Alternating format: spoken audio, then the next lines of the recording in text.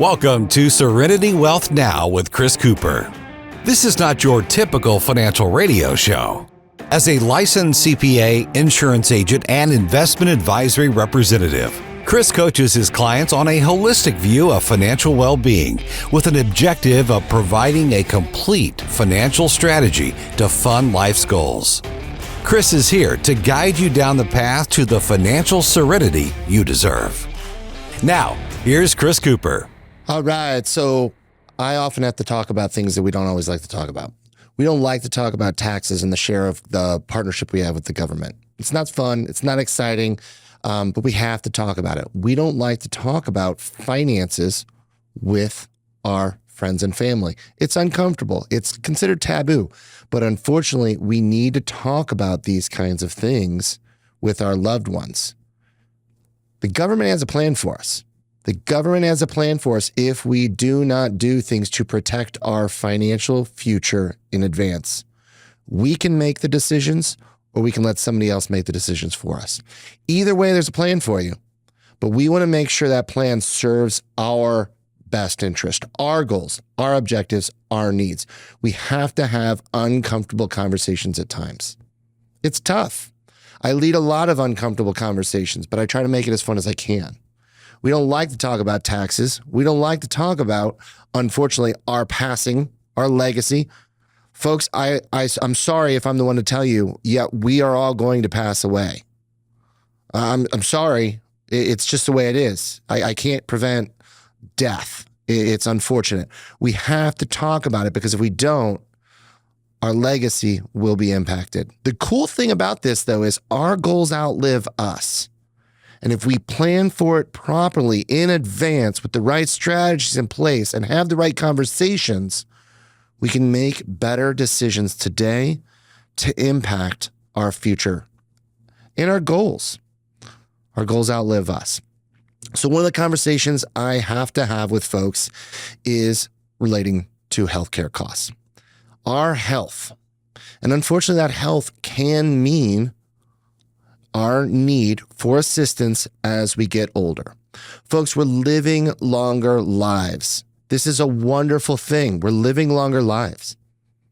But that doesn't mean we stay healthy throughout that time frame. We need additional assistance. It's okay. It's okay. We don't like to talk about the fact that we might need help. We might need some help getting around. We might need some help moving from one place to another, driving. We might need help getting from the doctor or to do whatever it is in our life, to see our kids, to see our grandkids. It's okay. It's not embarrassing. We have to talk about it. And we have to make sure we have plans in place so that we can age and we can age well. And we can get the assistance we need. Hopefully that's at home. People want to stay at home as long as possible. But those needs tend to shift over time. And it's okay. It is okay to talk about. We don't like the term nursing home anymore. We like to refer to them as aging communities and things like that. That's great. Assisted living. You know, there's a lot of options out there. But don't think it's not a good idea to get that help for a loved one. Okay? It's important. And we have to think about these things. It's stressful, it's emotional, it's a difficult decision, and there's financial ramifications as well. But most importantly, getting that quality of care we all deserve, okay? On the financial side, folks, it is expensive. In the St. Louis area, we're talking home care. People want to stay at home as long as possible. On average, in the St. Louis area, $73,000 a year. Assisted living facilities, communities, $60,000 a year, okay? When you get into skilled care, skilled nursing care, $80-something thousand a year, up to $84,000 a year in the St. Louis area. And that's in today's cost. Healthcare has impacts from an inflationary perspective that people don't contemplate and consider.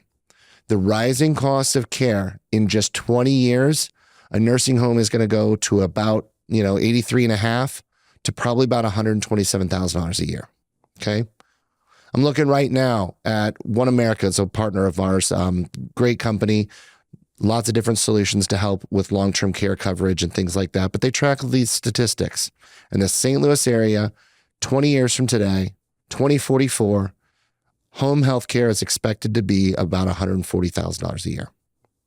Significant chunk of funds. So we have to ask ourselves the questions about how can we save? How can we afford this in retirement? How can our assets, conserve this extra cost? This is after tax. So we have to think about efficient ways to potentially fund this type of concern. We're going to leave our money to one of three groups, folks. I say this often. We're going to leave our money to the children or a charity of our choice. That's ideal. That's priority one, because our goals outlive us. We could leave them to the government through higher taxation than necessary. So we want to plan for taxes. We want to think about that in advance. But we also could leave funds by having to pay for the cost of our care and our assistance as we get older. We want to plan in advance to avoid those last two groups so we can leave as much money as possible to our kids and to a charity of choice. That's what I'm all about. You're listening to Serenity Wealth Now with Chris Cooper. Request a free copy of Chris's latest book, The New Holistic Retirement, by visiting SerenityNowTax.com. That's SerenityNowTax.com. Do you want your retirement plan benefiting you or the IRS? If you're concerned about reducing your partnership with the IRS through higher taxation, you need to attend our upcoming workshop, Taxes and Retirement. We got 2 dates, Thursday, September 19th, Wednesday, September 25th, taking place over at the Walnut Grill in O'Fallon, Missouri. Reach out for more details at SerenityWealthNow.com. That is SerenityWealthNow.com. Serenity Now!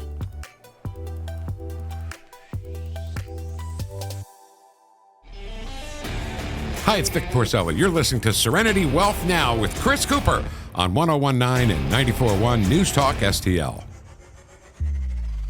All right, so we're back in studio with me today. We've got Shona McIntyre with Senior Community Connections.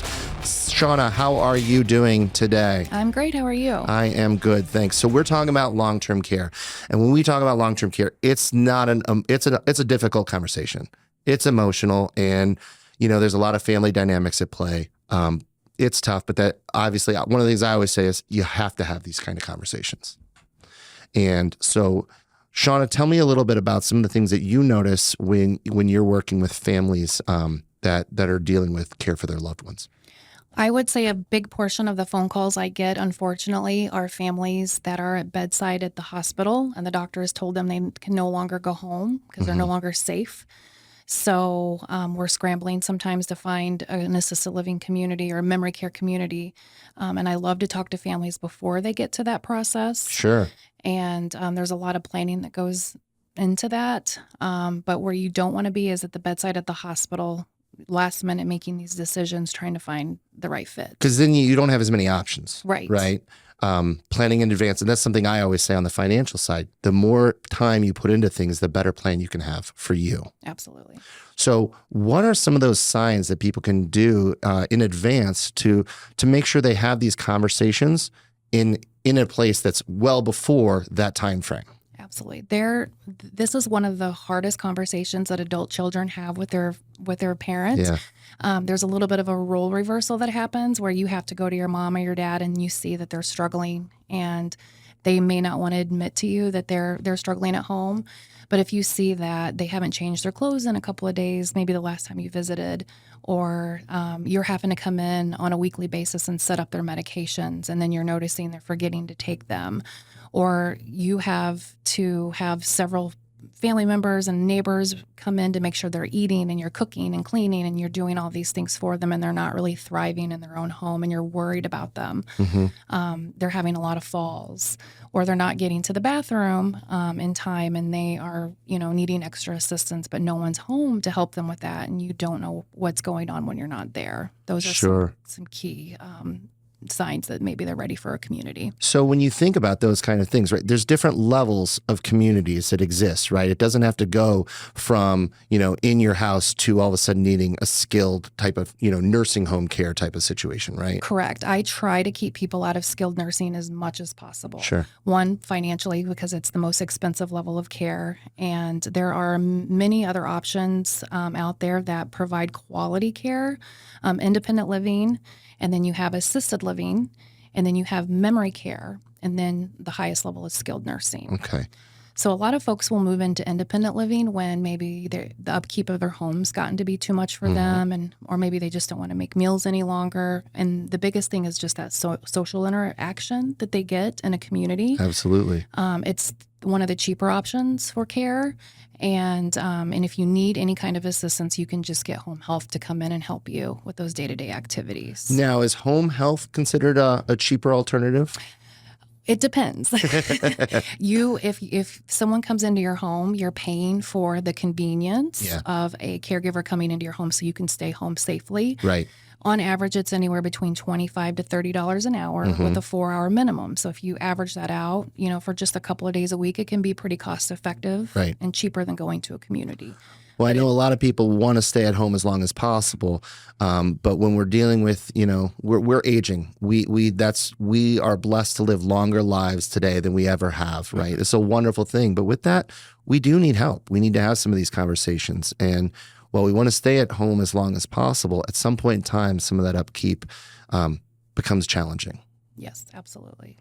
And I, from a financial context, I kind of walked you into that one. Home health care is expensive. And if you're not going to get the same level of care as you would even in some of these other communities and things like that, because it's on site. Absolutely. So obviously it's emotional. So you deal with a lot of families that are going through this type of emotion. I've dealt with a lot of people in what I do with long-term care planning that have gone through this kinds of things. And, I hear a lot of horror stories about, trying to get the right community for them and the resources that exist and, calling some of these, big placement location services, and all of a sudden their phone rings off the hook for, the next 5 days, trying to get them in the right community and things like that. How do you do things a little bit different than that type of an approach? What I do is very personalized for each individual. Okay. I sit down and we have an in-person conversation, and I really try to figure out financially what can they afford, location-wise, what area do they want to live in. And then I'm a social worker, so I can do an assessment to figure out what level of care they're most appropriate for. Okay. And then I do all the footwork for them. I dive in to figure out what is going to be the best fit for them. So if they have mobility issues, I'm not going to go look for a community that is a 3-story, huge, compact community where you have to go from one end to the other. It's going to take 3 miles. We're going to find a smaller community that you can get around and navigate easily. Okay. So I really hone in on what it is that's important to the family and to that senior, what's going to get them out wanting to move out of their home into a community. We discuss the fears that they have. And that's a battle, isn't it? I mean, people struggle leaving their house. Absolutely. It's tough. It's 100% the hardest thing to do. You've lived in your home for 50 plus years. You've raised your children in that home. Yeah. And having to say goodbye to that. Everyone thinks about all the things they're giving up, but they don't think about what they're actually gaining by moving to a community. So part of that is helping me figure out what their fears are and show them that there's actually a better and safer way for you to live, and you can be more independent in a community than having to rely on your friends and family every day to come in and make sure you're okay. And that social aspect is pretty important too, isn't it? It's key. I think even during COVID, we realized all of these seniors that were isolated for months and years on end, it cognitively caused people to decline. It physically caused them to decline. So that social interaction that they have, they're going to wineries and they're going to the movies and they're going to the casino and all of these fun activities they get to do. They would not normally do that if they were living at home independently. Right. That interaction. I think, we kind of forget at times we are a social species, humans, right? We like interaction. It's important to us. And so even, if it gets harder to do those kind of things because it's harder to leave our house, being able to be in a community that offers those type of opportunities can be very valuable to people. Absolutely. I see a lot of people who are more introverted and they move into a community. It's forced them to interact and engage with folks they haven't done that in years, and a new personality kind of emerges and they get excited and they That's start nice. looking forward to things more often. So obviously different levels of care. So these communities, when people leave their home, the comfort of their home, and get into the right place, is there usually a progression that takes place from one type of need to the next? Oh, yes, absolutely. The key is to get them into a community, not while they're at bedside at the hospital, maybe Right. a little before we get to that point. But most people don't realize with the different levels of care, there's a qualification for an assisted living. So if you've exceeded that, you are no longer, if you've waited too long, you're not going to be appropriate for assisted living and will have to go to skilled nursing level of care. So that's half the battle. Is most people wait for a major incident to occur, like a major fall or a stroke or a major medical event, and that's forcing their hand to move into a community. And you want to do that before, so you get to control where you go. You're more apt to be accepted back into a community if you have a fall or a stroke. They're willing to work with you and accept you back versus going straight into one from the hospital. Okay. Well, and I love talking about planning in advance. That's a lot of what I do. And it's so important because I also think, especially when we think about the long-term care planning arena, it's a conversation we don't necessarily like to have. And it's so important because ultimately, if we have these conversations in advance, we actually have a better opportunity for quality of life well in advance as well, because we get better care. Absolutely. And I think people enjoy that more. Like you mentioned, the social interaction and things like that are so important. Yep.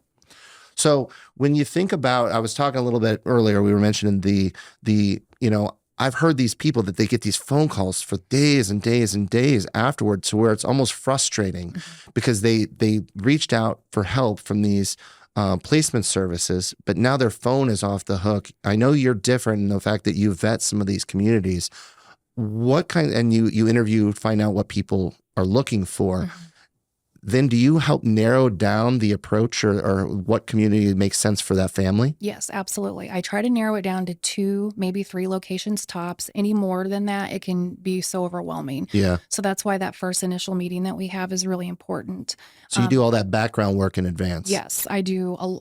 Hours of the time. Most people turn looking into a community into a full-time job. That is my full-time job, is to find community. So family members get frustrated because they're relying on a Google search, and then sometimes I wind up at one of these big box places that have shared your phone number, and you're getting all these calls, and you're still having to narrow it down by all these phone calls you're getting. So I do not share your information until we have agreed that we're going to go actually tour the community. I present you with 2 to 3 communities. I email them to you. You get to look at the photos and look at their website, look at the state reviews before we even walk in the door. No one is contacting you. Everything goes through me, so I'm your personal liaison. They're not heavy selling you because they know that we're just there for a conversation to take a look around. Sure. So then, And you don't work for the community. You No. work for the family. Yes, my families. They're my clients.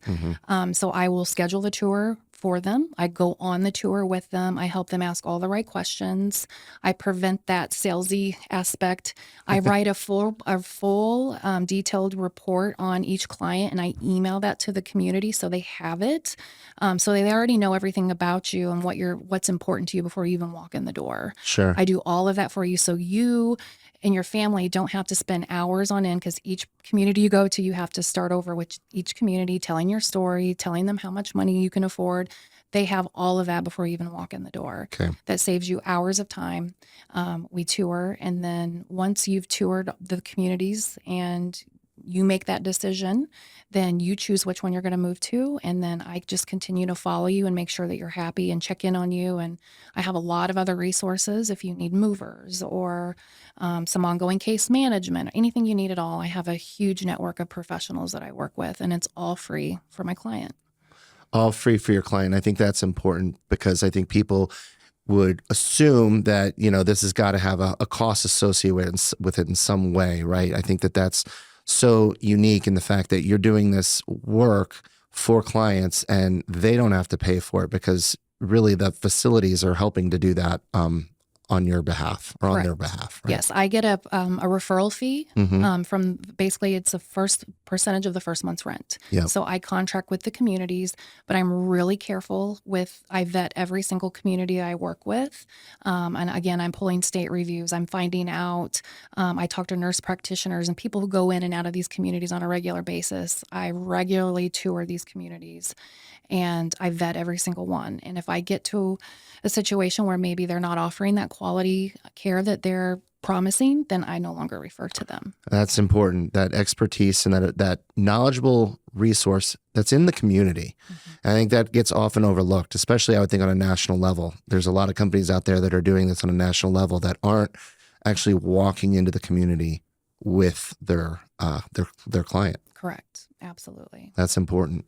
So when you see most people when they move, when they are in the wrong facility, like, is there families that just end up in the wrong place? Like, what's the typical time frame on something like that? Absolutely. I read a study. They said it was a very high number. About 90% of seniors move into a community and realize within the first 6 months that it's not the right fit. Holy cow. That's huge. That's only 10% Yeah. are happy. Absolutely. Wow. Because when you walk in, most families are doing a Google search. What's the closest community near me? Or they're doing just how much is this? They're not looking at some of the other key factors. Yeah.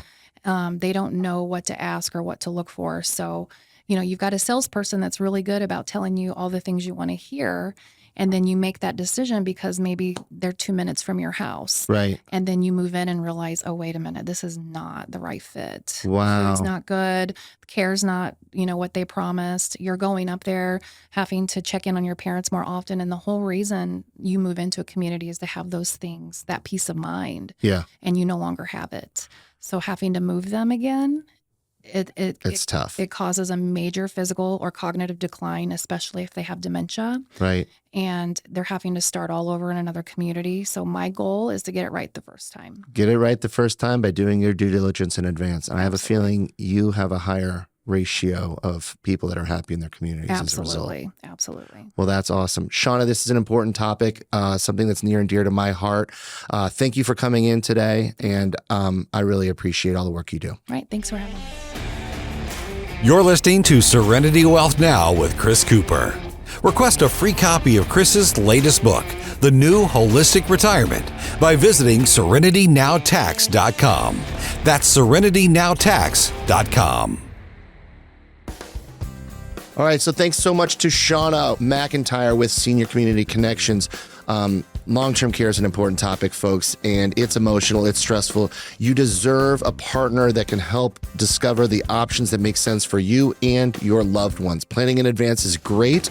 We don't have to wait till the last minute, but you know what? Sometimes that happens. So if you have an emergency, you need to get a hold of Shona. You can reach her at 314-401-0399. That's 314-401-0399. You can also check her out online, seniorcommunityconnections.net. And as always, feel free to reach out to us, SerenityWealthNow.com. Schedule some time. We can talk about long-term care options and make sure we get some time with Shona as well. This is Serenity Wealth Now with Chris Cooper. All right. Thank you, Shona, for adding some context into the emotional journey of long-term care planning. Folks, we don't always have conversations we like to have in the world we live in.